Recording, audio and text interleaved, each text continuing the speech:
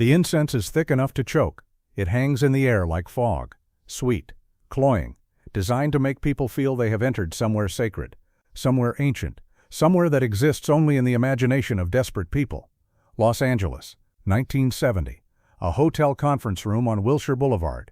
The sign outside, Grand Master Chen Long, Forbidden Secrets of Qi Power. 200 people sit in folding chairs. Housewives who read too many magazines. Accountants who were bullied in high school. Men who dream of power because they have never tasted it. Red silk banners hang from the ceiling. Dragons embroidered in gold thread.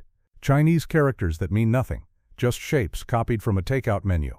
And on the stage, a throne. The man on the throne calls himself Grand Master Chen Long. Silk robes, long white beard, eyes lined with black, his head shaved, except for a single ponytail. His real name is Harold Finch. 53 years old. From Newark, New Jersey. He has never been to China, never trained a day in his life. But he has discovered something more powerful than any martial art, the desperation of lonely people. Shiai, he bellows, thrusting his hands toward a student on stage. The student flies backward, crashes into a stack of mats, gasping, eyes wide. The crowd gasps with him. The ancient masters could kill with a touch, Harold booms. I have traveled to the forbidden temples. I have learned what they do not want you to know. Another student collapses, then another. They fall like dominoes, spinning, stumbling, clutching their chests. The crowd applauds. They believe. They have paid $200 to believe. In the third row, a man watches. He is small, 5'7", leather jacket over a plain white t-shirt. His hair is neat. His posture is relaxed. He looks like he wandered in by accident, like he is waiting for a bus. This is Bruce Lee. A friend dragged him here. You have to see this guy, the friend said. He's incredible. He can knock people down without touching them. Bruce Lee came because he was curious. Now he cannot look away. But not for the reason his friend thinks. Internal monologue. This man is a thief, but he does not steal money. Money can be earned again. He steals something worse. He steals belief. He sells lies to people who are starving for truth, and when they discover they have been eating poison, they will never trust again. On stage, Harold scans the crowd. His eyes, small, calculating, hidden behind the mystical eyeliner, search for the perfect volunteer, someone timid, someone who will not resist. His gaze lands on the small Asian man in the third row. Perfect. A foreigner. Probably doesn't speak much English. Will be too polite to cause trouble. You. Harold's finger stabs toward Bruce Lee. A spotlight swings. 200 heads turn. The gentleman in the leather jacket. Come, let me demonstrate the true power of Qi. Bruce Lee does not move. Don't be afraid. I will not hurt you. Harold grins. Unless you want me to. The crowd laughs. They are in on the joke. They do not know that they are the joke. Bruce Lee stands. Slowly. The way a cat stands when it has decided to stop pretending it is asleep. He walks toward the stage. His footsteps make no sound. His face reveals nothing. The crowd applauds. They think they are about to see another demonstration. They are right, but not the kind they expect. Bruce Lee climbs the 3 steps to the stage. His footsteps are silent. His face reveals nothing. He moves the way water moves, without effort, without announcement, simply arriving where it needs to be. Harold grins. This is too easy. The Asian man is small, maybe 140 pounds. He looks like a waiter, like a math tutor, like someone who apologizes when other people step on his feet. Welcome, my friend. What is your name? Bruce. Well, Bruce. Harold spreads his arms wide, playing to the crowd. Do you believe in the power of Qi? Internal monologue. Qi is real. It is breath. It is intention. It is the alignment of body and mind. But this man knows nothing of Qi. He knows only theater. He is a clown in silk robes. I believe in many things. Bruce Lee says, show me what you believe. The crowd chuckles. They think he is nervous. They think he is being polite. Harold raises his hands, closes his eyes, begins to hum. A theatrical drone meant to suggest ancient power. I will now channel my Qi into you. You will feel a force pushing you backward. Do not resist. He thrusts his palms toward Bruce Lee's chest, not touching, just pointing. Nothing happens. Bruce Lee stands exactly where he was, hands at his sides, eyes open, watching Harold the way a surgeon watches an X-ray. Harold's smile flickers. He thrusts again, harder, face turning red. Feel the energy. Let it move you. Nothing. The crowd murmurs. This is not how it usually goes. The volunteers always fly backward. They always gasp and stumble and look amazed. Internal monologue. His other volunteers were actors, paid to fall, trained to pretend. But I am not a performer. I am a mirror, and mirrors do not lie. Sweat appears on Harold's forehead. It runs into his fake beard. He thrusts again, both hands, theatrical grunt. Bruce Lee does not move, does not sway, does not blink. A woman in the front row whispers to her husband. A man in the back stands up to get a better look. The energy in the room is shifting. The spell is breaking. Harold's eyes dart to the side of the stage. His assistant, another paid actor, gestures frantically. Do something. Make him fall. Save the show. Harold steps closer to Bruce Lee, close enough that only Bruce can hear. Listen, friend. His voice is a hiss. The mystical tone is gone. Just play along. Fall down. I'll give you your money back. Hell, I'll give you double. Bruce Lee smiles. It is not a kind smile. It is the smile of a man who has been waiting for this moment. I did not pay to be here, and I do not fall down for liars. Harold's face changes. The showman disappears. The Grand Master vanishes. What remains is Harold Finch from Newark, a cornered animal with nothing left but his fists. You're ruining everything, he whispers. Do you know how much money I have in this room? Do you know who I am? I know exactly who you are. Bruce Lee's voice is calm, almost gentle, the voice of a teacher correcting a student. You are a man who has never been hit. You are a man who has never bled. You are a man who has built an empire on the cowardice of others. He pauses. I am not a coward. Harold's hands ball into fists. His face is purple now. The beard hangs crooked. The mystical eyeliner is smearing with sweat. The crowd is silent. 200 people holding their breath. Fine, Harold hisses. You want real? I'll give you real. He pulls back his fist. I'll make you fall. Harold swings. A clumsy punch. The punch of a man who learned to fight from television. His weight is wrong. His thumb tucked inside his fist.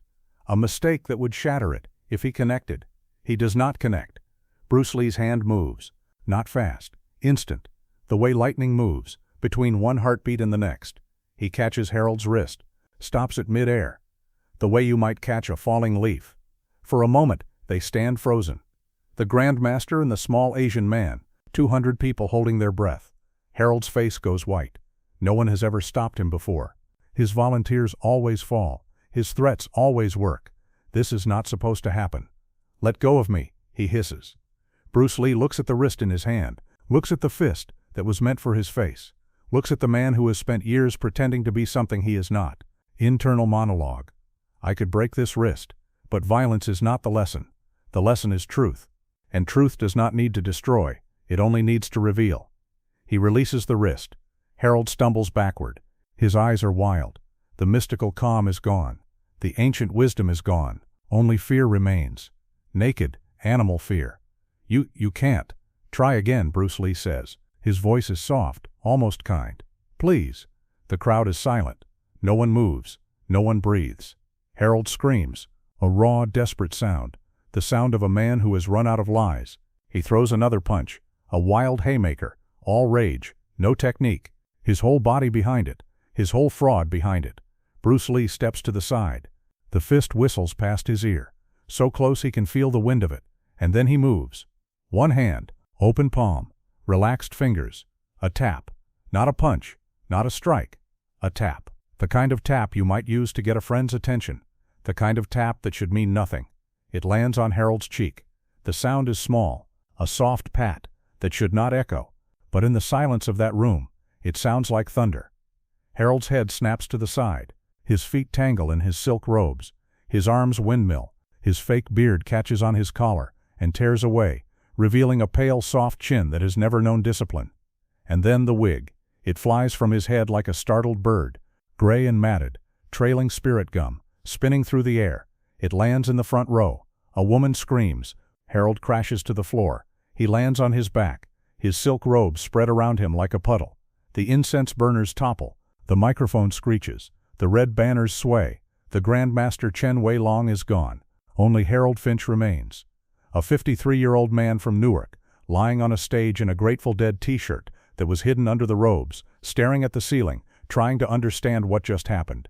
Bruce Lee stands over him. He has not broken a sweat. His hair is still perfect. His breathing has not changed. He threw one tap, one open palm tap, and the empire of lies collapsed. Chi, he says. His voice is loud enough for the room to hear, loud enough to reach the woman with the wig in her lap, loud enough to reach the men who paid $200 for secrets that do not exist. Qi is not magic. It is not a weapon you buy in a seminar. It is breath. It is focus. It is years of discipline that cannot be faked. He looks at the crowd, 200 faces staring back. This man has no qi. He has only your money. He pauses. I suggest you ask for it back. Harold lies on the stage, wig in the front row, beard hanging from one ear. Silk robes torn open, revealing the Grateful Dead t-shirt underneath. The Grand Master is gone. Only Harold Finch remains. He does not get up. Not because he is hurt, the tap barely left a mark. But something else is broken. Something held together by the belief of others. Now that belief is gone. The crowd erupts. Chairs scrape. Refund. Someone shouts. The assistant flees. A woman throws the wig at the stage. It lands on Harold's chest. He does not move. Bruce Lee steps over his body, walks to the edge of the stage, does not bow, does not wait for applause. He simply leaves. The hallway is quiet. Fluorescent lights hum. The chaos fades behind him. Sir, please wait. Bruce Lee stops. A young man runs toward him, 20 years old, acne scars, thin arms. The kind who gets picked last for everything, who has spent his life looking for a secret that will make him strong. How did you do that? The words tumble out. Can you teach me? I'll pay anything. Bruce Lee looks at him, sees the hunger, the loneliness. Internal monologue. This is why men like Harold exist. People want shortcuts. They want power without pain. But there are no shortcuts. There is only work, only time, only truth. I did not do anything special, but you stopped him. One tap he flew. I did not use qi to knock him down. I used honesty. The young man blinks. His power was built on lies. When I refused to play his game, the lies collapsed. I did not push him. I simply did not pretend. But the forbidden techniques. There are no forbidden techniques. Bruce Lee's voice is patient. There is only this. Train your body until it obeys your mind. Train your mind until it obeys your spirit. And never pay money to men who promise shortcuts. The young man's face falls. He wanted a secret, a magic word, something that would transform him overnight. Bruce Lee puts a hand on his shoulder. The greatest power is not qi. It is honesty. Be honest about who you are. Be honest about what you do not know. Be honest when someone is lying to you. He removes his hand. That man stole your money, but the real theft was the hope he sold you. Hope that there is a shortcut to strength. There is not. There never was. He turns to leave, then stops. But there is good news. The young man looks up. The real path. Discipline, patience, honest work is open to everyone. It does not cost $200. It costs years, and those years will give you something no seminar ever could. What? Yourself. Bruce Lee walks away. His footsteps echo. The young man watches, until the leather jacket disappears around a corner. 1 week later, Harold Finch was arrested for fraud. 17 complaints. The Temple of Ancient Wisdom closed forever, but the story spread. In dojos and gyms. In whispers and warnings. Did you hear about the fake Qi master? Some guy exposed him. One tap, the whole thing collapsed. Who was he? Nobody knows. Small guy. Refused to fall down? That's all he did. That's it. Sometimes that's enough. Years later, they would learn his name. The whole world would learn. But on that day, he was just a man who told the truth. The truth does not need to shout. It only needs to stand still while the lies collapse around it.